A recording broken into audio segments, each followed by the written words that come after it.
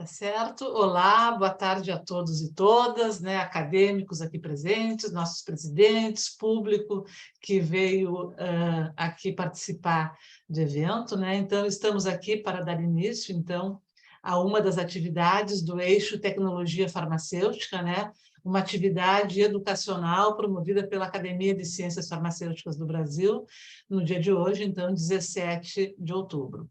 Eu sou Silvia Stanislavski Guterres, né, sou membro da academia, integrante desse comitê de trabalho, né, e gostaria, então, de dizer que hoje temos a honra de receber o professor Dr. Rui Carlos Zuverbeck, né, para a conferência sobre a impressão 3D de medicamentos. Gostaria de fazer uma descrição breve do currículo do Dr. Rui, ao qual agradeço imensamente ter aceito o nosso convite. Então, o professor Rui é professor titular da Faculdade de Farmácia da Universidade Federal do Rio Grande do Sul, farmacêutico industrial e mestre em Ciência e Tecnologia Farmacêuticas no ano de 2000, doutor em Ciências Farmacêuticas pela Universidade Federal do Rio Grande do Sul em 2005, com períodos de doutoramento no exterior, no Departamento de Tecnologia Farmacêutica e Biofarmácia da Saarland University, Alemanha, em 2004. Em 2016, realizou estágio sênior na School of Pharmacy of University College of London, UK, e, na atualidade, é coordenador do programa de pós-graduação em Ciências Farmacêuticas da Universidade Federal do Rio Grande do Sul. Ele foi vice-diretor da Faculdade de Farmácia, é pesquisador do CNPq nível 1D, membro da Controlled Release Society, CRS Brazilian Chapter, e da Associação Brasileira de Ciências Farmacêuticas. Até o momento, publicou mais de 140 artigos científicos e é autor de 12 capítulos de livros. Então, eu passo a palavra ao Dr. Rui para a sua conferência de cerca de 50 minutos e, na sequência, daremos sequência aos questionamentos que poderão ser feitos via chat. Muito obrigada, Rui, te passo a palavra. Tá bom, eu vou compartilhar minha tela aqui.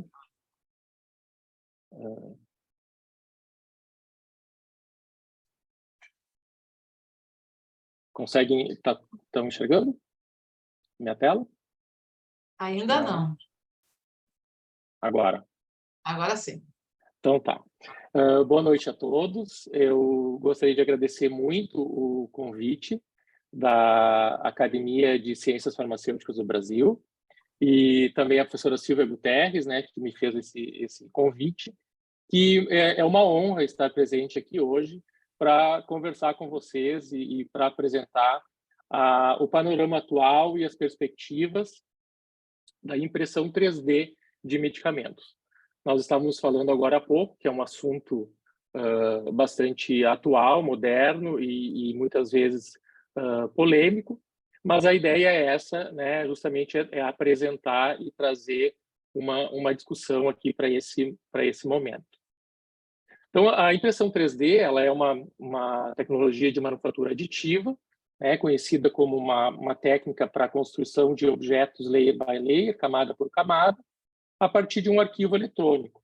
Ela já tem sido muito empregada, né, na engenharia de materiais, para produção de peças de aeronave, na arquitetura, nas artes, na medicina, na ciência dos alimentos, né?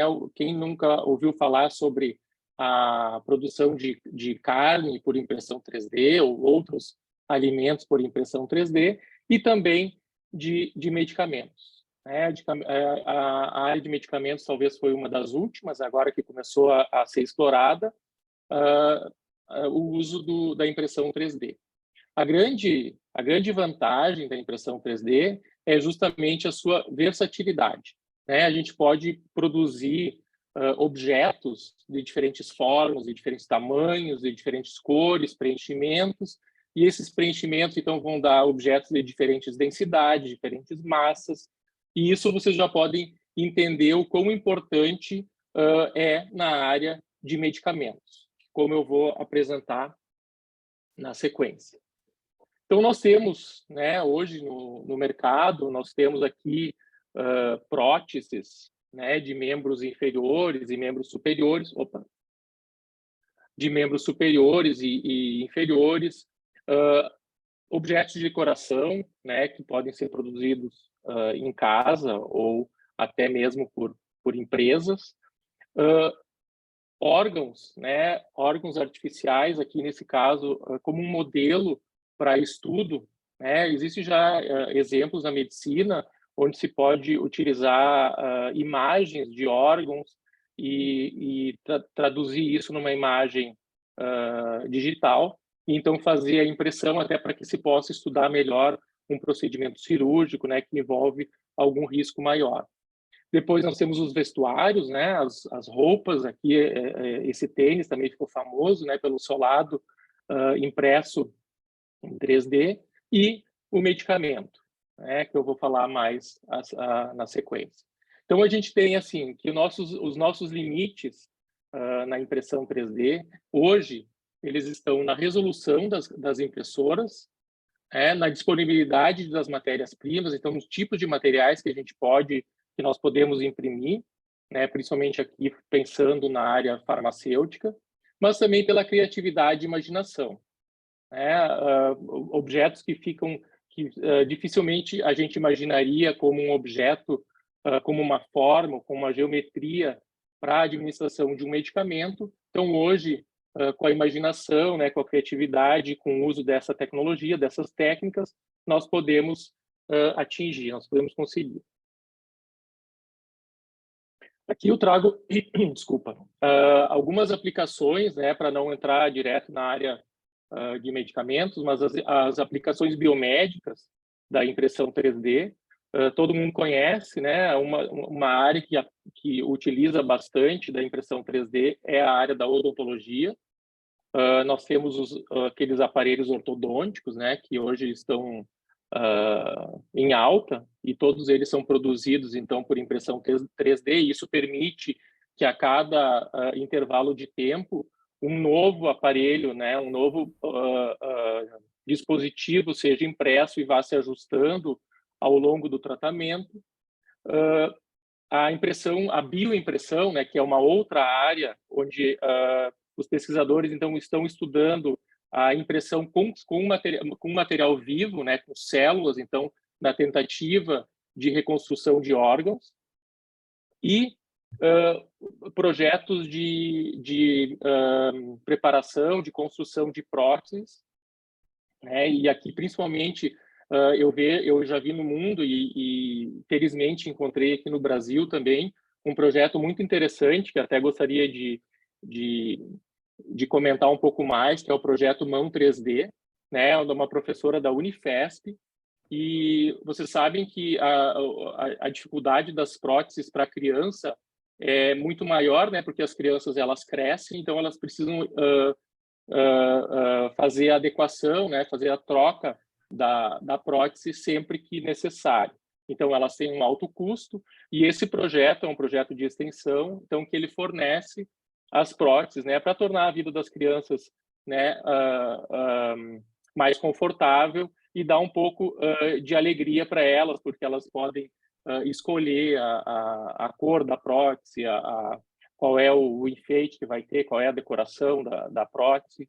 Então, aqui, para quem quiser, nesse código de barra, nesse QR Code, né, vocês têm acesso lá à página do projeto Mão 3D. Aqui os outros exemplos, né, de stands para cirurgias, para uso cardiovascular, e modelos anatômicos para até estudos, né, ou até preparação para uma cirurgia ou um procedimento. Um outro exemplo que é importante ressaltar foi durante a pandemia, né, todo mundo também ficou conhecendo um pouco mais a questão dos face shields e das produções de peças de reposição de equipamentos, né, que tiveram uma alta demanda. Então, o face shield, o arquivo digital foi produzido lá na Inglaterra e rapidamente ele se espalhou pelo mundo. E todo mundo, assim, diferentes países, diferentes locais puderam fazer a impressão 3D a partir de um arquivo, né, produzido remotamente. Então, é a descentralização e a prototipagem rápida. Bom, entrando um pouco nos medicamentos personalizados, né, a gente entra na questão da medicina personalizada, que nós estávamos falando um pouquinho antes. É aquela questão de adaptar o medicamento para a necessidade de um paciente ou de um grupo de pacientes, né? A personalização do medicamento ou a customização do medicamento. Então, aqui nós temos a possibilidade de personalizar a forma, né? A forma farmacêutica, a forma do medicamento. Nós podemos personalizar a dose, né? O teor daquele, então, para mais ou para menos, né? Isso dependendo do paciente, das condições do paciente. No caso de crianças, então, que tem uma variação maior com relação à dose, com relação ao peso. Nós podemos também aqui customizar ou personalizar a velocidade com que o medicamento, que o fármaco vai ser liberado daquele medicamento, fazendo pequenas alterações. Como eu já dei um spoiler lá no início, a questão da densidade, né, do uso de preenchimentos diferentes daquele comprimido. Então, eu posso, com isso, customizar ou personalizar, ajustar esse perfil de liberação, essa velocidade com que o fármaco vai sendo liberado. E também a questão do ajuste, né, de acordo com o perfil farmacocinético, o comprometimento renal, o comprometimento hepático que, porventura, o paciente possa ter e que precisa uma dose ajustada. Então, tudo isso, né, vem ao encontro do que nós temos como a medicina personalizada ou a customização, partindo, então, daquela, né, desfazendo um pouco não desfazendo, mas dando uma alternativa para a produção em massa, para uma produção customizada de medicamentos, dependendo das características do paciente. Né? No século XXI, nós temos todas as ferramentas, né, desde o diagnóstico até o tratamento, para poder personalizar essas terapias. Então, a impressão 3D de medicamentos, ela é uma tecnologia disruptiva, né? Ela vem quebrando paradigmas. Primeiro porque a gente não consegue imaginar uma impressora, uma máquina de comprimir, né, tradicional, convencional, produzindo comprimidos com esses diferentes formatos. Né? A gente precisa lá de matrizes diferentes, né, para essa cabeça para essa eu costumo agora usando tanto impressora, essa máquina de comprimir ou essa compressora, né, e a quebra do paradigma ela vem justamente da produção em massa, pensando já numa produção personalizada, né, a produção a estratégia aquela one size fits all, né, que eu tenho uma apresentação ou 2, 3 apresentações para uma população inteira, né? E eu podendo ter, então, essa customização para cada tipo de paciente, para cada necessidade, um medicamento específico. E é a questão da produção descentralizada, né? Que isso é uma grande vantagem que a gente vai ver, inclusive, quando se pensa em áreas remotas, né? Quando se pensa em ambientes com uma catástrofe, né, que os insumos fica difícil a logística de chegar até lá, então se tem a possibilidade de fazer a produção em loco. Bom, aqui uma breve linha do tempo com relação à evolução da impressão 3D, os principais marcos nessa última década, na verdade. A primeira patente de impressora foi uma impressora por estereolitografia por Charles Bull, que foi em 1986. Em 2008, nós tivemos a impressão da primeira prótese de membro inferior.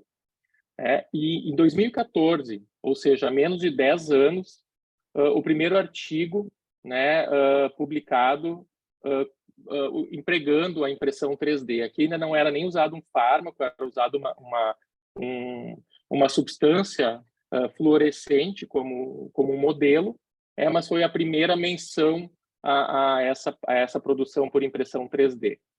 Depois, em 2015, nós tivemos o primeiro medicamento aprovado pelo FDA, produzido por impressão 3D, é o único até o momento, né, que eu conheça, continua sendo o único aprovado e no mercado americano. E em 2019, nós tivemos o primeiro estudo clínico, então, que eu vou falar um pouco mais depois, num ambiente hospitalar, para o tratamento de uma doença rara de pacientes pediátricos. Então, esse é o Spritta, que é o medicamento esse que está no mercado, né? Ele é produzido, ele tem a tecnologia ZipDose e é produzido pela Aprecia, que é a empresa hoje que tem envidado esforços, né, para desenvolvimento de outras tecnologias de impressão 3D, outros medicamentos. Ele tem uma grande característica, esse medicamento, que esse comprimido, que é a sua rápida desintegração, né? Ele é um medicamento para tratamento de crises epiléticas, então, em contato com pequena quantidade de saliva ou até um pouquinho de água, ele é capaz de se desintegrar, né? Isso pela alta porosidade com que ele é produzido. Ele é produzido por uma técnica que é chamada de impressão em leito de pós, né? Onde se alternam camadas de pó e camadas de e adição de uma solução aglutinante, né, de um líquido aglutinante. Então, ela vai aglutinando os pós, aquela solução vai aglutinando os pós nos locais específicos para formar aquele objeto. Então, por isso, esses comprimidos têm uma alta porosidade e, portanto, uma desintegração muito rápida. Depois, a empresa ela já está na sua homepage, ela já tem uma nova geração que ela está desenvolvendo, que é a impressão no próprio blister, na própria embalagem, né, que vocês estão vendo aqui esse vídeo. Então, ele facilita, né, a troca entre as substâncias farmacêuticas, a facilidade de escalonamento, e ela tem uma maior elegância na apresentação, porque aquele modelo anterior que eu falei para vocês, como ele é muito poroso, ele tem uma dureza muito baixa. Então, aqueles comprimidos aqueles comprimidos que eu acabei de mostrar, eles são embalados individualmente. Então, aqui da mesma forma, né, que eles estão prevendo, eles estão desenvolvendo ainda, não está lançado, mas eles já fazem, então, a produção, a impressão direto dentro da embalagem. Bom, falando um pouco agora das técnicas, né, acho que é importante também a gente conhecer um pouco de quais as técnicas que têm sido empregadas na área farmacêutica. Nós temos 5 técnicas principais, as mais utilizadas, né, as mais frequentemente utilizadas e estudadas, são aquelas baseadas na extrusão de um material, seja de um material polimérico, seja de um material semissólido, como a gente vai ver depois, mas também nós temos técnicas baseadas na fotopolimerização de uma resina. Essa técnica é muito utilizada na área odontológica. A sinterização a laser, que agora tem sido bastante também empregada na área farmacêutica. Ela é muito parecida com aquela técnica do leito de pós, que eu acabei de falar, mas aqui, em vez de usar uma solução aglutinante, ela usa um laser, né, direcionado para o local, então, para fazer a sinterização e formar o objeto. E há também estudos empregando a própria impressão a jato, né, para produzir, por exemplo, filmes para uso oral.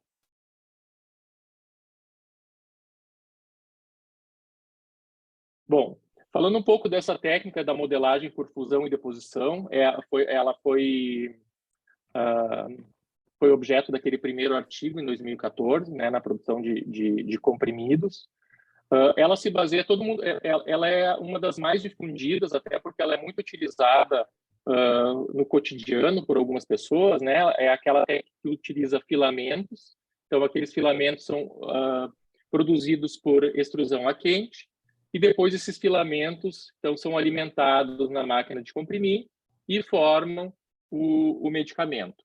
Qual é a questão aqui, né? A gente tem os filamentos comerciais, que são utilizados para a preparação de objetos em geral, mas quando a gente entra para a área do medicamento, nós temos que partir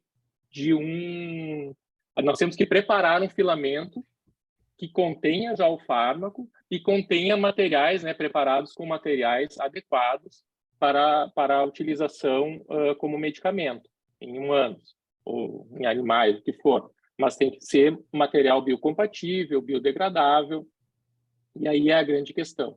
Hoje nós já temos uma variação desses equipamentos, nós já temos uma empresa que produziu uma impressora que já tem esse sistema de extrusão acoplado aqui na impressora, então ele faz a extrusão e o material extruído já entra na cabeça de impressão e já é utilizado. Então, não precisa mais essas duas etapas de preparação do filamento e posterior impressão 3D. Então, aqui eu só mostrei alguns exemplos, né? Atualmente, diversos modelos estão disponíveis no mercado, desde modelos bem baratos até modelos mais sofisticados. E tem uma empresa britânica, então, que ela já produziu a primeira impressora, né, voltada para a área farmacêutica, voltada para as boas práticas de fabricação, que eu vou falar um pouquinho mais depois, mas ela tem ela está focada, né, uma empresa que está, além de desenvolver formulação, ela também está desenvolvendo novas impressoras que consigam cumprir com os critérios de boas práticas para a área farmacêutica. Depois nós temos uma outra técnica que tem sido muito utilizada, aliás, ela tem o interesse por essa técnica tem crescido tanto que ela já está sobrepondo, né, em número de publicações, em número de grupos trabalhando, a técnica da fusão a quente que eu acabei de falar. Aqui nesse modelo, nessa técnica, é utilizado um semissólido como material. Então, no lugar do polímero, se utiliza um semissólido, que pode ser uma pasta, pode ser um gel, pode ser um creme, né, uma mistura lipídica. E essa pasta, então, esse gel, ele é extruído e depois ele tem que passar, né, aqui a gente tem diferentes modelos de extrusão, né, desde extrusão mecânica até pneumática, e em geral, esse comprimido, esse material, pode ser um filme, produzido, ele precisa de um pós-processamento, que pode ser tanto o uso de um cross-linking, de uma luz UV, ou então mesmo simplesmente uma secagem, né, uma temperatura ambiente ou uma temperatura maior. Então, aqui a gente tem alguns modelos dessas impressoras, né? E aqui, novamente, só para citar, aquele modelo que eu comentei antes, ele foi produzido, ele tem a cabeça de impressão intercambiável. Então, eu posso usar uma cabeça de impressão que utiliza a técnica da extrusão por fusão, ou eu substituo a cabeça de impressão e faço a impressão utilizando a extrusão do semissólido. E por último, rapidamente, falar da estereolitografia, né, que, como eu falei, é bastante utilizada na área da odontologia e utiliza, então, uma luz UV, um laser, né, focado, e que vai uma resina, que tem uma resina com um polímero fotopolimerizável, que vai fazer, então, essa fotopolimerização nos locais específicos para formar aqui o objeto, né, que a gente teria o objeto sendo formado. Bom, na abordagem para medicamentos, o que tem sido estudado? Né? O que a gente tem visto na literatura, nos estudos que as empresas têm desenvolvido? Então, principal que começou, né, sistema de liberação sustentada ou controlada, que foram os primeiros estudos, e liberação imediata. Né? A liberação imediata, ela era um anseio de muitos pesquisadores, mas demorou um pouco mais para ser conseguido por causa dos polímeros que teriam que ser utilizados, mas hoje essa etapa já está vencida. Então, nós temos desde de sistemas de liberação imediata, como é o caso do medicamento que está no mercado, até comprimidos para liberação sustentada, controlada durante um dia, ou até mesmo implante, né? A questão da polifarmácia é um aspecto muito interessante, que estudos como eu até está representado aqui, a possibilidade de eu ter vários medicamentos, vários fármacos num mesmo medicamento. Então, isso traz um benefício grande a pacientes geriátricos, né, ao público geriátrico, que utiliza vários medicamentos ao dia e que precisa, né, novamente aqui entra a questão da personalização. Então, nós temos exemplos de estudos que conseguiram produzir comprimidos com até 6 fármacos diferentes, né? 6 camadas diferentes. E, inclusive, se pode mudar o material formador, né, de cada camada, e algumas camadas promoverem uma liberação imediata e outras camadas promoverem uma liberação sustentada. Tem até alguns estudos que desenvolveram formas farmacêuticas, os comprimidos com código Braille, né, para pacientes com deficientes visuais. Então, na parte superior do comprimido está impresso o código Braille para que o paciente possa fazer a identificação. As microagulhas, né, por impressão 3D, então seria uma forma de aplicação de aplicação tópica, mas para ação transdérmica. Os implantes customizados, né, poder customizar a dose, o formato de um determinado implante. Aqui a gente fala tanto de implante subcutâneo, como também hoje se tem falado muito dos implantes, se tem falado, na verdade, sobre os implantes intratumorais, né, que vão ser aqueles implantes que vão ser, e aí vão ter que ser customizados dependendo do local do tumor, do tamanho do tumor. Outra questão que tem sido frequentemente agora comentada é a aplicação da impressão 3D para formulações de uso veterinário, né, que a gente vai falar um pouco mais para frente. E não poderia deixar de falar, né, sobre as formas farmacêuticas multiscala, que é o uso, então, a aliança da impressão 3D com a nanotecnologia para produzir nanomedicamentos, que é uma das áreas também que eu venho trabalhando. Então, onde nós estamos hoje, né, dentro da questão da impressão 3D na área de tecnologia farmacêutica? Né, nós temos um crescimento aqui, vocês podem ver aqui o número de publicações por ano, então isso demonstra, né, claro que isso não é... futuramente isso pode ser convertido em produto no mercado, mas isso demonstra o interesse que a área, né, a vantagem e as potencialidades que a área tem vislumbrado. Então, aqui, a partir de 2014, né, um crescimento exponencial do número de publicações envolvendo impressão 3D e fármaco. E nós estamos na fase da otimização das técnicas, né, como eu estava comentando, a compreensão dos parâmetros, como é que eu controlo os parâmetros da impressão, o que isso vai significar no formato do comprimido, nas características do comprimido, no formato, eu digo, na aparência, né, na aparência final do comprimido, no perfil de liberação, produzindo as provas de conceito, né, de onde que isso pode ser aplicado, o que eu posso utilizar de material, de matéria-prima para produzir esse tipo de medicamento. As aplicações, né, hoje a gente tem inúmeras aplicações já assim, estudadas, né, e caracteriza muito a versatilidade da técnica, por isso que temos esse aumento exponencial, né, das publicações. E na etapa da adequação instrumental, que eu comentei com vocês, né? A etapa que, quando nós começamos, se utilizavam as impressoras que tinha no mercado, né? E hoje já está começando a pensar em produzir, né? Já tem se produzido, então, impressoras específicas para o mercado farmacêutico. Aqui eu trago um exemplo para vocês de um estudo que foi publicado recentemente, né, que só para mostrar uma das aplicações, né, seria para o tratamento da doença de Parkinson. Então, é um fármaco modelo que foi utilizado. E qual é a questão desse tratamento, né, com esse fármaco? É que ele necessita um aumento gradual da dose. Embora comercialmente existam diferentes apresentações, né, diferentes dosagens, elas ainda não são suficientes, né, para esse aumento gradual.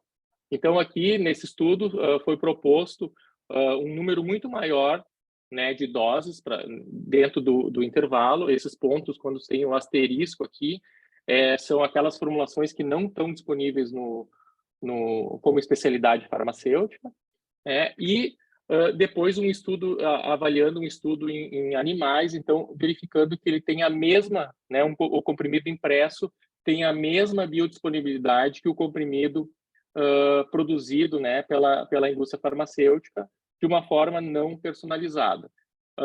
Uma coisa que é importante nós termos em mente, que aqui, diferentemente de outras tecnologias, muitas vezes não se precisa um ganho na eficácia ou um ganho na performance do medicamento, mas a possibilidade de customizar, de personalizar, sem alterar, no caso aqui, a biodisponibilidade, né? Eu tenho diferentes doses possíveis sem alterar a biodisponibilidade. Aqui é só a fotografia do medicamento, e aqui vocês podem ver também as diferentes camadas, né? Lembrando que a impressão 3D, então, é uma é uma imagem por microscopia eletrônica de varredura, mostrando as diferentes camadas onde foram depositado o material. Depois é um exemplo agora de um trabalho que nós desenvolvemos aqui no nosso grupo. Então, também utilizando a técnica da extrusão por fusão, aqui nós avaliamos a possibilidade de desenvolver implantes intratumorais personalizados. Nós utilizamos a poliepson caprolactona, que é um poliéster biodegradável, já utilizado em implantes, e buscamos, então, a questão da otimização ou da possibilidade de variar a composição do comprimido e variar a velocidade com que o fármaco, a dexametasona, vai ser liberada deste comprimido. Uma das variações que nós fizemos foi aquele preenchimento, né, que eu comentei lá no início. Então, com 50% ou 100% de preenchimento. E aqui nessa imagem por microtomografia computadorizada, vocês podem ver, então, essa técnica ela permite que se faça a imagem tanto da superfície quanto da parte, né, nas camadas internas do comprimido. Então, vocês podem ver aqui a superfície, e à medida que a gente vai descendo na estrutura, nós começamos a ver, então, essa diferença quando o comprimido é com 100% de preenchimento e quando ele é com 50% de preenchimento. Então, quanto menor o preenchimento, maior a facilidade da entrada do meio de liberação, e aí ele aumenta a velocidade de liberação do fármaco.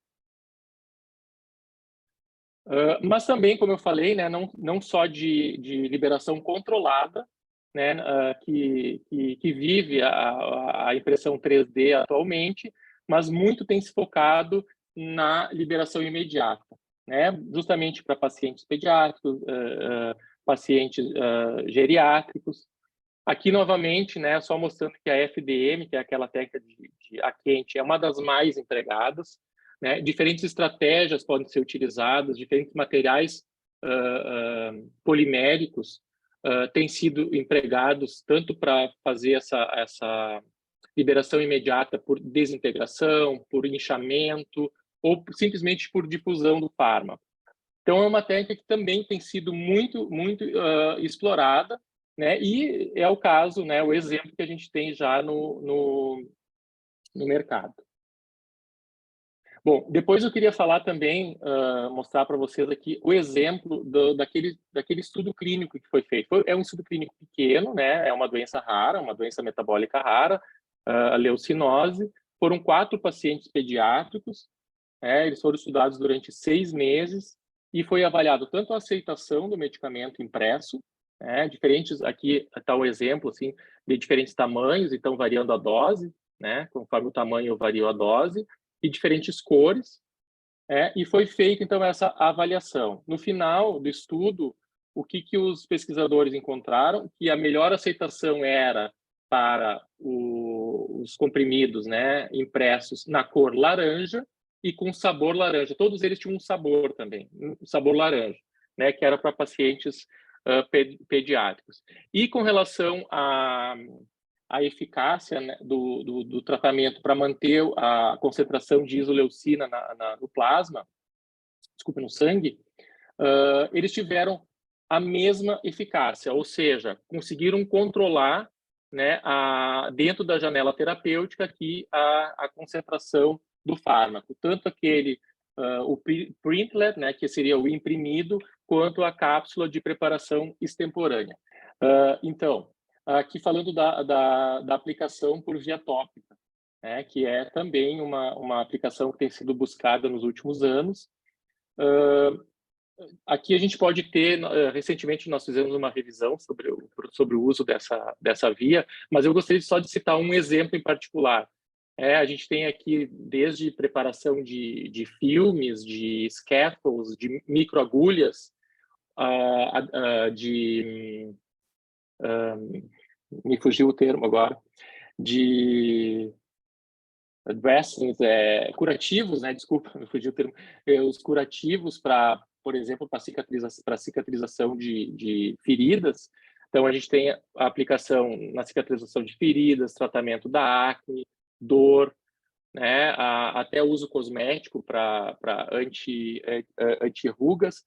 Mas, principalmente, queria mostrar um exemplo aqui que é bem clássico, né? É a possibilidade de a gente escanear uma determinada região do corpo daquele paciente específico e, a partir daquela imagem, fazer a impressão 3D. Então, esse aqui foi uma prova de conceito, um protótipo, que foi publicado em 2016, onde uma voluntária, então, teve o seu nariz escaneado, e aí impresso uma máscara específica para esse nariz, contendo ácido salicílico, que era para o tratamento da acne, né?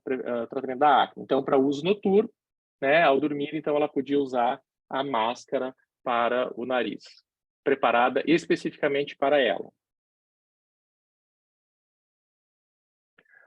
Nesse contexto, nós também desenvolvemos um trabalho que ainda não foi publicado, por isso que eu não vou entrar em muitos detalhes, com filmes bioadesivos impressos por impressão 3D, né, usando um fármaco que é de uso específico, uso tópico específico, o clobetasol. Aqui nós temos, vocês podem visualizar o filme logo após a impressão e depois do processo de pós-impressão, né, que é o processo de secagem. Então, a questão que nós abordamos nesse trabalho foi que esse fármaco aqui, ele é altamente hidrofóbico.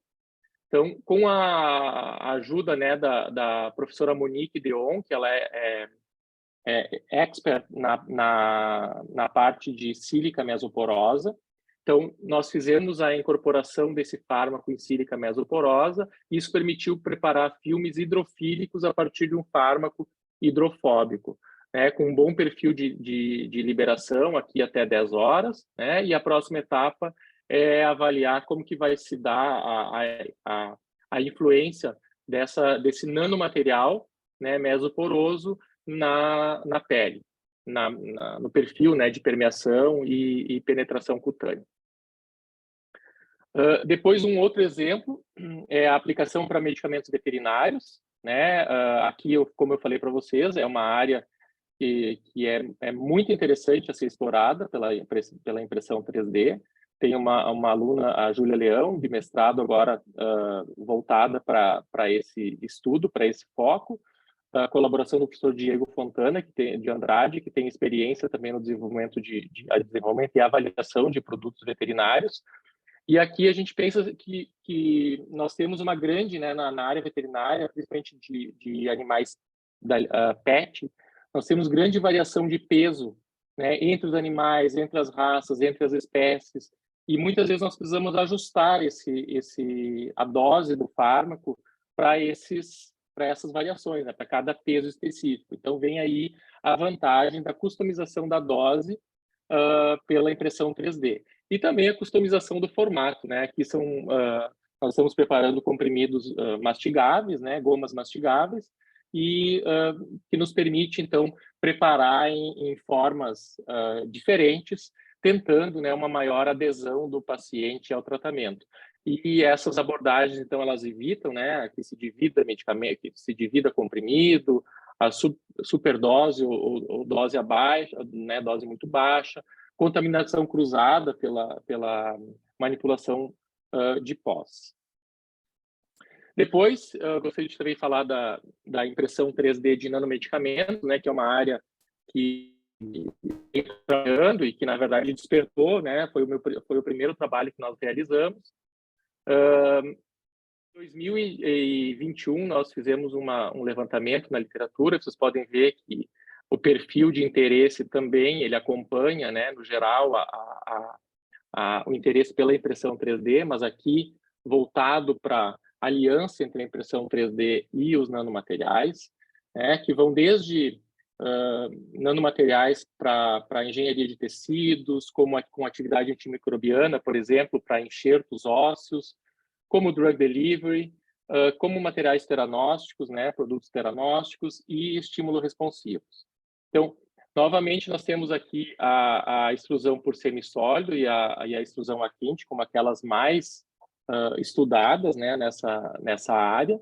E aí que surge em 2015 uma visita feita à Faculdade de Farmácia lá na University College de London, que nós começamos a pensar nesse projeto, né, da aliança entre a impressão 3D e os nanomateriais, as nanopartículas, né, que o professor Simon, o professor Abdul e o Dr. Álvaro Goianes.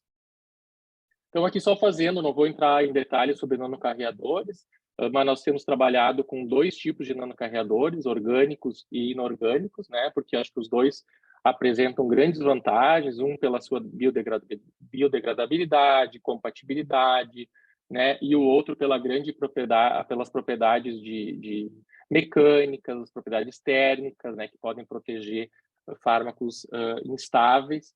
Então, são os materiais que nós temos trabalhado. Aqui é o desenho experimental, né, do projeto que nós desenvolvemos lá na Inglaterra, então, onde nós preparávamos os filamentos poliméricos, fazíamos a impressão dos dispositivos de liberação. Esses dispositivos eles eram imersos, né, impregnados em nanocápsulas poliméricas, e finalmente nós tínhamos os comprimidos impressos contendo as nanocápsulas. Aqui é uma microscopia Raman mostrando a superfície dos comprimidos. Depois aqui vocês podem ver que a presença das nanocápsulas tanto na superfície quanto quanto no compartimento interno, né? Aqui a gente tem as nanocápsulas, né, no compartimento interno dos comprimidos, e a possibilidade então de se customizar, de se ajustar o perfil de liberação, dependendo do tipo de material que nós estávamos usando, do preenchimento, né? A formulação que liberou mais rapidamente o fármaco foi aquela, novamente, com 50% de preenchimento, ou seja, mais espaço interno para a entrada do meio de liberação. Então, esse estudo aqui ele foi publicado ainda em 2017, né, e ele mostrou, né, a primeira integração entre essas 3 áreas, impressão 3D, drug delivery e nanomedicamento, e também uma abordagem promissora para nós transformarmos as suspensões de nanocápsulas que são líquidas em formas farmacêuticas sólidas. Depois, num outro trabalho mais recente, né, nós estudamos agora a impressão de comprimidos contendo nanocápsulas poliméricas, usando aquela tecnologia de extrusão semissólida, né, empregando um gel de carboximetilcelulose. Nós preparamos os comprimidos, os imprimidos, e a sua dispersão em água promoveu, então, a dispersão das partículas, né, e a gente obteve a recuperação do diâmetro, né, da distribuição de diâmetro original que nós tínhamos da nanocápsula. Aqui também nós mostramos que era possível liberar todo o fármaco que estava aqui, na verdade não era fármaco, né, eram 2 antioxidantes, o resveratrol e a curcumina, em 8 horas a partir daquele comprimido. Agora, um outro estudo envolvendo também a extrusão semissólida e nanomateriais inorgânicos, novamente colaboração com a professora Monique, nós incorporamos um fármaco em um tipo de sílica mesoporosa, né? A gente verificou que o fármaco ocupava os poros da sílica, então ele estava encapsulado, né, na sílica, e isso favorecia, melhorava, era um fármaco hidrofóbico, né, e essa encapsulação na sílica, essa incorporação na sílica melhorou a sua solubilidade intrínseca, né, a solubilidade aquosa intrínseca, que vocês podem ver aqui, que praticamente se sobrepõe ao perfil de liberação de difusão de uma solução orgânica desse fármaco. Então, aqui está o filme, né? Nós imprimimos filmes. Aqui a ideia era tratamento da mucosa oral, né? Com esses filmes contendo, então, esse fármaco incorporado em sílica. Então, para onde nós vamos, né? Aqui eu falei onde é que nós estamos e essa pergunta para onde a gente vai nos próximos anos, né? É difícil prever, né? Existem algumas projeções, né, na questão de maiores estudos clínicos, a questão da farmácia, né, da manipulação automatizada, explorar mais os medicamentos veterinários, poder utilizar a impressão 3D em áreas de desastre, né? Esperamos que não tenhamos essas áreas, mas se for preciso, é uma possibilidade. E em missões espaciais, né? Como que se faz o tratamento, como é que se faz o tratamento durante missões espaciais, né? Quando a gente pensa já que a SpaceX já está prevendo viagens espaciais e até mesmo, né, me fugiu o termo agora também, lá na estação espacial. Então, aqui tem até um artigo que trata exatamente sobre isso, né? Só para ilustrar para vocês aqui, trata exatamente sobre o uso da impressão 3D para o uso no espaço, né? Ou em Marte, ou na Lua, né? Como que isso seria possível? Claro, são artigos que fazem projeções, né? Mas aqui muito mais palpável, né, é a questão da era digital da farmácia, né, onde a gente tem a interligação aqui entre o uso dos biosensores para o diagnóstico, a impressão 3D, o tratamento com auxílio de robôs, a logística, né, de suprimento, de transporte por drones e o suporte, né, o suporte, o care, paciente, o cuidado do paciente, utilizando a nuvem, né, a nuvem e a internet das coisas, então retroalimentando aqui a questão dos biosensores. Com relação às perspectivas ainda, um estudo de mercado por essa empresa irlandesa, né, ele mostrou que em 2021 a área de impressão 3D e fármaco movimentou 191,7 milhões de dólares, e eles estão projetando um aumento, né, quase o dobro para 2027, né, chegando em quase 360 milhões de dólares.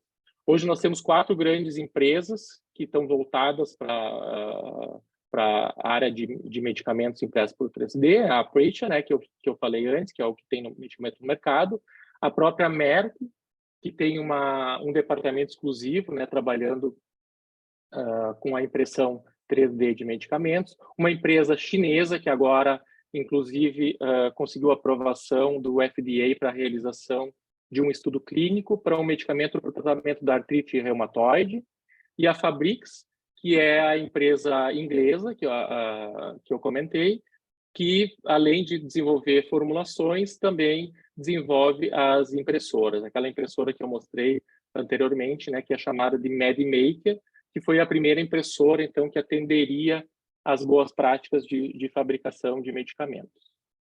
Ainda temos desafios, né, os desafios com relação às matérias-primas seguras, a estabilidade acelerada e de longa duração, tanto de insumos quanto produtos finais, né, depender se vai ser uma produção on demand ou vai ser uma produção em massa, a necessidade de um maior número de estudos clínicos, farmacocinéticos, a evolução do software, né, para torná-los mais amigáveis para a área farmacêutica, e a própria evolução das impressoras 3D com as boas práticas que atendam, né, as boas práticas de fabricação, o controle de qualidade e os aspectos regulatórios, né, com uma uma tecnologia emergente para que a gente possa fazer a translação e chegar na clínica, no uso clínico. Aqui, só para ilustrar, então, uma outra, foi recentemente aceito esse artigo, onde nós propusemos, então, a discussão da questão do controle de qualidade, né, dos comprimidos impressos por impressão 3D. A maioria dos testes que nós utilizamos atualmente, né, eles são derivados das formas farmacêuticas convencionais, mas nós temos que ver com cautela, né? Muitos estudos muitos métodos são destrutivos, tem-se previstos métodos de controle em processo para facilitar, principalmente em ambiente hospitalar, o controle de qualidade dos produtos impressos por impressão 3D. E depois aqui uma grande cooperação, né, entre os diferentes setores, entre as áreas de saúde, os serviços de saúde, as empresas de impressão 3D e a indústria farmacêutica, cada um entrando com a sua expertise, né, para garantir, então, a eficácia e a segurança dos medicamentos impressos por impressão 3D. E para onde vamos, né?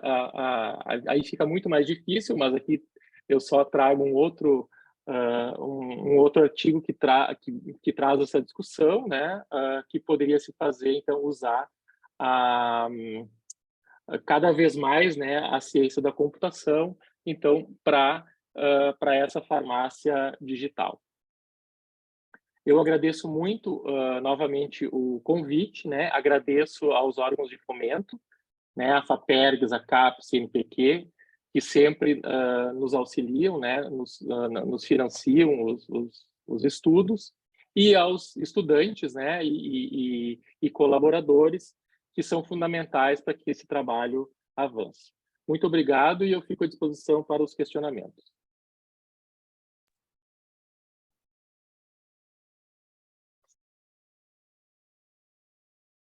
Então, muito obrigada, Rui, pela brilhante palestra, né? Um tema muito interessante, atual. É sempre bom a gente trazer temas como esse, né? Então, muito obrigada, né?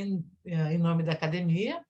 Nós já temos perguntas chegando pelo chat, e eu vou passar a fazê-las para ti, né? São perguntas interessantes que visam complementar, então, a tua apresentação, além de muitos cumprimentos pela palestra. Então, uma primeira pergunta do Dr. Jorge Costa diz respeito à questão da Anvisa. Como que a Anvisa está tratando essa questão da impressão 3D? Certo, muito boa pergunta.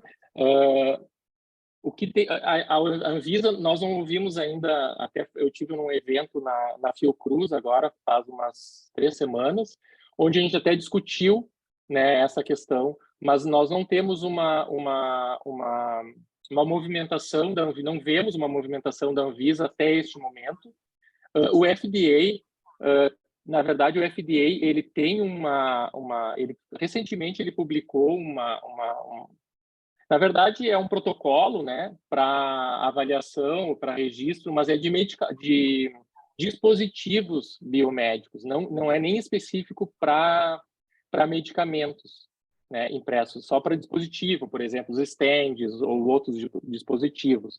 Mas o FDA, tanto o FDA quanto a agência europeia, eles já estão em discussão com os grupos europeus, né, e americanos, para tentar já começar a construir esse aspecto, né, movimentar esse aspecto regulatório. Mas aqui da Anvisa ainda nós não temos, e até a gente discutiu isso, que é uma questão, acho que talvez dos próprios pesquisadores, né, levarem quem está trabalhando nessa área, levar essa demanda e levantar essa discussão.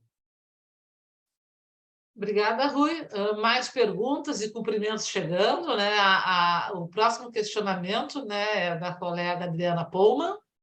Qual método de impressão é mais promissor para as aplicações das ciências farmacêuticas, e que tipo de forma farmacêutica poderias dizer como mais promissor a curto prazo?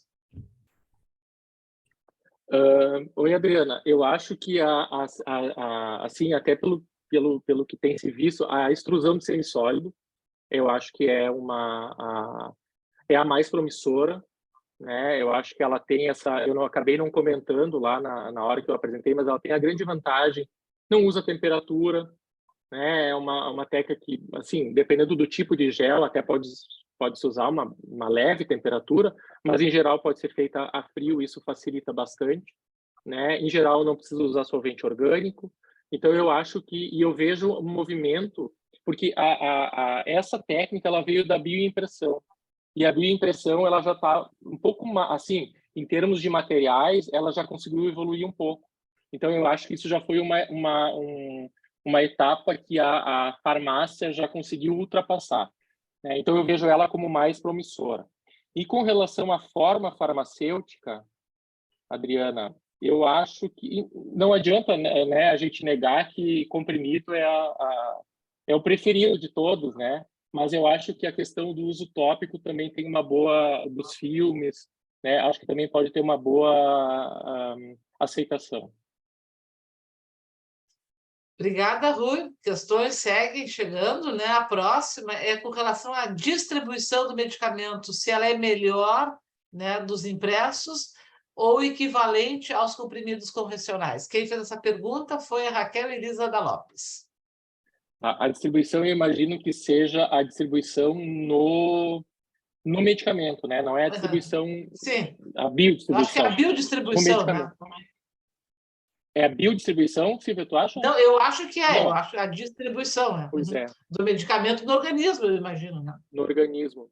Olha, o que eu tenho visto a gente não fez nenhum estudo pré-clínico de farmacocinético ainda, tá? Mas o que eu tenho visto de estudo pré-clínico, que em geral, né, a farmacocinética, ela tende a seguir a mesma farmacocinética do comprimido da formulação convencional. Então, a não ser que se tenha alguma matéria-prima presente ali para promover, né, para melhorar a absorção daquele fármaco, em geral se mantém. Então, com relação à distribuição, não se tem diferença. É diferente, né, quando a gente está falando de, talvez a questão é a comparação, né, quando a gente está falando de nanotecnologia, que aí sim a gente tem uma distribuição diferenciada. Na nossa projeção, por exemplo, daquele comprimido que nós desenvolvemos com nanocápsulas poliméricas, aí talvez a gente tenha, né, no estudo farmacocinético, uma distribuição diferente. Mas fora isso, né, a princípio é a mesma, não tem interferência. Obrigada, Rui. Eu tenho duas questões que eu vou fazer numa, né? Uma da Manuela Coutinho e outra da Val de Cleide da Silva Mello. A primeira é, e as perspectivas da impressão 3D para medicamentos biológicos? E a segunda, é possível fazer revestimento nesses medicamentos impressos? Tá? Para medicamentos biológicos, há algumas citações de se utilizar medicamentos biológicos, né? Mas eu realmente não vi muitos estudos ainda, né? Também podem ter, eu não posso não ter visto. Mas aí novamente entra a questão da técnica, né? Provavelmente para medicamento biológico a técnica mais adequada é de novo a extrusão de semissólido, né? Que já é utilizado inclusive para manter células vivas. Então, para manter o medicamento biológico com sua atividade, acredito que seja essa técnica. Mas não lembro de ver muito estudo com relação a medicamento biológico. E a outra pergunta, se eu esqueci. Revestimentos. O revestimento. Sim. O que alguns trabalhos trazem? Né? A própria impressão 3D fazendo o revestimento. Então, se imprime um núcleo contendo um fármaco, né? E se faz uma espécie de um revestimento, né? Contendo ou uma substância inerte ou um outro fármaco. Então, isso é possível. O que eu não vi ainda é fazer o comprimido, imprimir o comprimido e depois levar ele para um procedimento de revestimento convencional, né? Eu acho, assim, do que eu estou vendo, justamente pela resolução do que nós temos hoje no comprimido, eu acho que o revestimento convencional ele pode ser dificultado pela superfície do comprimido, né? Precisa ter uma superfície uniforme, bem lisinha, né? E não é muitas vezes o caso do comprimido impresso. Obrigada, Rui. Temos mais uma questão de Nazaré Alencar. Ela pergunta: a impressão 3D está acessível a que público? Qual o custo desses medicamentos? Bom, até teve a minha aluna ali, a que trabalha com medicamento veterinário, até ela fez um cálculo um dia do custo, mas na verdade é diferente de outras tecnologias, né? O custo envolvido está muito mais atualmente no investimento na pesquisa e no desenvolvimento, né? Porque os materiais são os materiais basicamente que são utilizados rotineiramente na, na farmácia, né, na indústria farmacêutica, e as impressoras, como eu falei, existem impressoras de todos os preços, né? Mas uma impressora hoje de grau, como essa que eu falei, de grau farmacêutico, ela está em torno de $150 mil. É claro que isso eles não estão adaptando para não estamos pensando numa farmácia de manipulação, né? Aqui a ideia daquela impressora é para um ambiente hospitalar, um grande hospital, né, um centro de preparação então de medicamento num grande hospital. Mas assim, o custo é o custo do equipamento, né, e das matérias-primas e, claro, obviamente hoje é da pesquisa e desenvolvimento envolvido. Obrigada, Rui. Continuam chegando muitas mensagens de felicitação pela brilhante palestra. Tenho mais uma pergunta aqui do Maurício Sampaio, não sei se eu entendi direito, porque é bem sintética. Ele pergunta: e quanto à demanda de produção? A demanda de produção, bom, a demanda a gente pode, assim, não existe, ainda não tem a demanda oficializada, né, oficial, mas pelas questões que eu apresentei, a gente tem talvez uma demanda reprimida, né, justamente por essa questão de poder ajustar algumas doses, a questão para medicamentos veterinários, né, que hoje se tem muita adaptação, né, até medicamento humano sendo usado na área veterinária, não se encontra a dose. Então, acho que mais ou menos deve ser por aí a pergunta, né? Mas acho que existe uma demanda reprimida, né? No momento que isso chegar ao mercado, a demanda vai ser grande. Como toda tecnologia disruptiva, né? Isso, Essa demanda isso, não existe a priori. Ela vai isso. acontecer Vai quando a ser. tecnologia... A gente está criando demanda. É. Mais parabéns, né? Uma inspiração, agradecimentos, né? Comentários com relação ao tema, né? Que ele é importante, né? Para a profissão, né? São abordagens novas, né? Mais comentários, mais parabéns. Outra pergunta. Anderson Ferreira. Em relação à produtividade, já temos impressoras com uma produtividade razoável? Isso é uma pergunta frequente, né? Até é bem interessante a gente deixar. Em alguns momentos eu falei, né? Mas atualmente a perspectiva que se tem não é que a impressão 3D assim substitua a indústria farmacêutica, né? Na verdade, é uma atuação complementar para esses casos específicos. Doenças raras, aquelas doenças negligenciadas, doenças que, né, tratamentos que não têm tantas as apresentações diversas, públicos específicos. Então, acho que eu me perdi na pergunta. É com Qual era a relação à pergunta? produtividade ou à capacidade de produção das Tá. impressoras, né? Isso. Então, assim, uma impressora hoje, ela não consegue competir com uma máquina de comprimir, né? Isso assim, não tem nem comparação, né? Até porque é uma produção sob demanda, para produzir. Então, assim, tem comprimidos, tem algumas formulações que conseguem comprimir, produzir 15 comprimidos em 20 minutos, né? Que seria um tratamento para o paciente, né? Pensando numa produção sob demanda, isso não é muito tempo. Agora, não dá para comparar com a indústria farmacêutica, né, produzindo milhares de comprimidos por minuto. Então, essa é uma questão. O que já tem hoje, assim, o que já tem se pensado e se falado é sobre fazendas de impressão 3D, onde se tem uma fazenda, né, um espaço com várias impressoras em sequência, produzindo o mesmo material. Então, aí sim seria uma forma de aumentar essa produtividade. Obrigada, Rui. Agora ainda temos uma pergunta de Tamara Andreasa com relação às matérias-primas. Eu acho que chegaste a tocar um pouco nesse tema, mas a pergunta é, em relação às matérias-primas possíveis de serem utilizadas, recipientes, quais seriam? Tem várias, assim, atualmente tem, olha, muitos recipientes têm sido estudados. Por exemplo, eu citei ali, né, para impressão de semissólido, carboximetilcelulose, gelatina, pectina, que são matérias-primas utilizadas, né, carboximetilcelulose, HPMC, então isso para impressão de semissólido.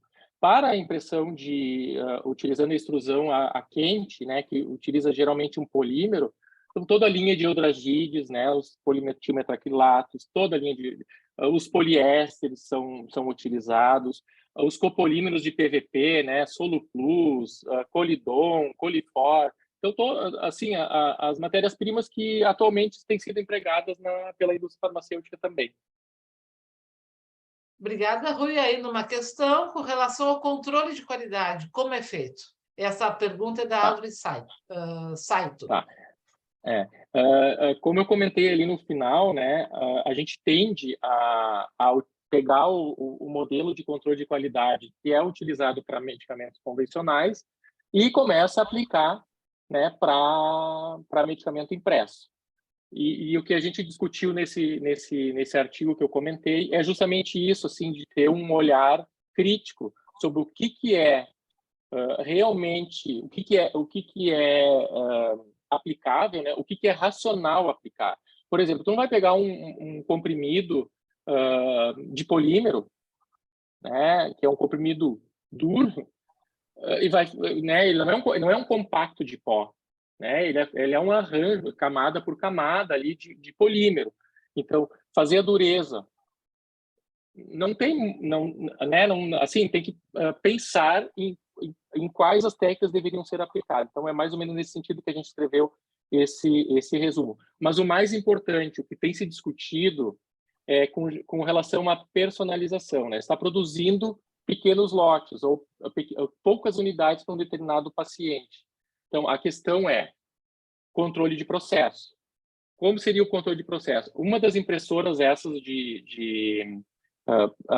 voltadas para a área farmacêutica, ela já tem uma balança na própria mesa de impressão, ela tem uma balança. Então, já no final da impressão, ela já sabe o peso daquele comprimido, né? Então, sabendo o peso daquela forma, já pode saber mais ou menos a dose.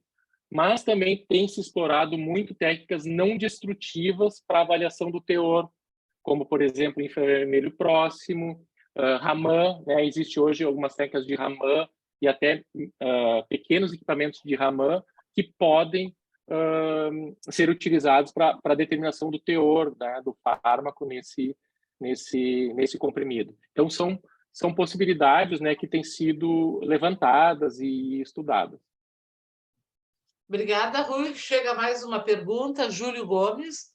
Existe algum estudo mais avançado ou recente utilizando a impressão 3D na customização da produção de fármacos à base de cannabis? Acho que eu não vi ainda. Acho que não assim, eu não me lembro. Assim, tem, Silvia, nós estamos assim, eu falo Silvia porque a Silvia conhece bem. A gente está naquela década, acho que de 2000 da nanotecnologia, assim, que Rampa diariamente de subida, né? são inúmeros artigos, então pode ser que tenha, mas assim, não é algo que tenha me chamado a atenção, então eu acho que ainda não tem. Perfeito, obrigada. Muitos parabéns pela aula, pela palestra, né? Eu acho que no momento nós não temos mais perguntas. Eu gostaria de comentar aqui, Rui, que nós tivemos um evento com uma participação expressiva, né?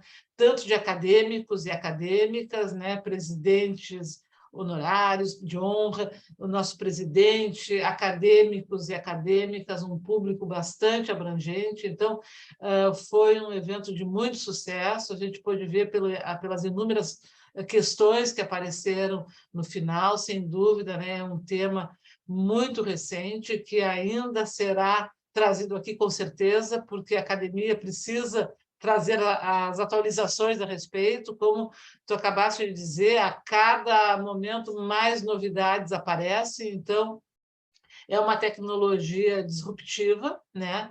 Com suas enormes vantagens, as limitações que têm a ver com o seu foco, né, com a sua abrangência. Então, a academia espera poder contar contigo ainda no futuro para nos atualizar, né? O nosso protocolo aqui é deixar as perguntas serem realizadas pelo chat, eu acho que já encerraram, eu acho que a gente tem 1 minutinho, 2, eu não sei se os nossos acadêmicos, públicos, querem fazer algum comentário. Nós temos 10 minutinhos para isso, eu já vejo o doutor Batistuso, né, pedindo a palavra, então passo a ele. Parabéns, uma excelente palestra, mas eu queria pedir para todos abrirem as câmeras para a gente tirar umas fotografias para registrar o evento. Perfeito, nós vamos finalizar com isso. Só antes pergunto se alguém tem ainda algum comentário a fazer, alguma participação, doutor Lauro, presidente Michel. Queria parabenizar o Rui. Obrigada, Rui. Olha, eu queria me congratular com o nosso palestrante, o professor Rui, por uma aula sensacional, né? E eu tinha tentado fazer uma pergunta, mas depois eu mesmo abortei a pergunta, porque eu fiquei encantado com a possibilidade de fazer produtos para implante em tumores. Mas hoje a técnica de tumores é extirpar tumores, de modo que os tumores, quando aparecem, a cirurgia tira ele fora. Então, não dá para imprimir, a menos que possa implantar os comprimidinhos, eventualmente, na área residual onde restou o tumor, né? Mas, enfim, achei muito bacana, muito legal, e ele merece nossos elogios por se especializar numa área tão boa. Um comentário à parte, viu, Silvia? Você não conta para ninguém, ninguém está nos ouvindo, mas você tem que convidar o Rui para fazer parte da academia. Quando abrir o próximo edital, convide ele para ele preencher uma ficha para ser nosso membro titular. Com Você certeza. não conta para ninguém que eu fiz essa confidência para você, viu? E eu quero fazer aqui uma outra confidência para o senhor, doutor Lauro. Temos aqui, não sei se está ainda nos assistindo, o doutor Bruno Sarmento, um amigo da academia que já nos palestrou, poderia ser o nosso correspondente estrangeiro também, de Portugal. Ótimo. Lembram dele?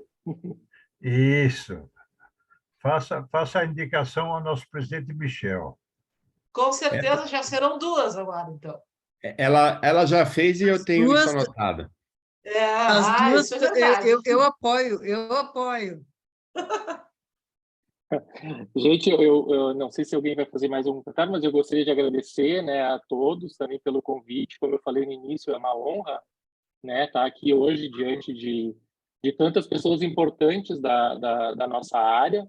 A professora Silvia, a professora Adriana foram minhas orientadoras, né, e parceiras de muito tempo, então é um prazer. O professor Lauro talvez não lembre, né, mas a gente já se conheceu pessoalmente, o professor Lauro, quando eu era ainda estudante de mestrado lá em Santa Maria, com o professor Celso Bittencourt, há muitos anos, né, melhor nem pensar em quanto tempo, mas é um prazer lhe rever novamente, né, professor Lauro? E a todos vocês, muito, muito obrigado pela oportunidade. E eu que agradeço. Tivemos lá em Santa Maria temos muitas saudades daquele tempo lá, né? É isso daí. Então, Silvia, não esquece a gente tem que parabenizar e bater palmas. Isso, nós vamos fazer agora. Eu quero só saber se o nosso presidente, Michel, quer trazer alguma palavra antes da gente passar para a salva de palmas.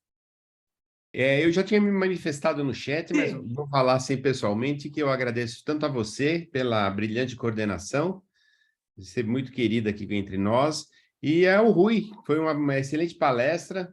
Eu acho que é um tema bastante empolgante, tem várias aplicabilidades, não só em hospitais, acho que até em farmácias de manipulação, porque eu acho que tem farmácia de manipulação que faz mais fórmulas que hospitais.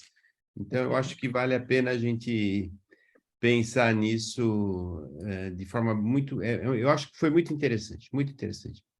Muito obrigado e muito obrigado pela coordenação também, Silvia. Obrigada, Michel. Agora sim, eu solicito que todos abram suas câmeras para a gente fazer a foto final com uma salva de palmas, todos juntos, ao professor Rui e a esse evento.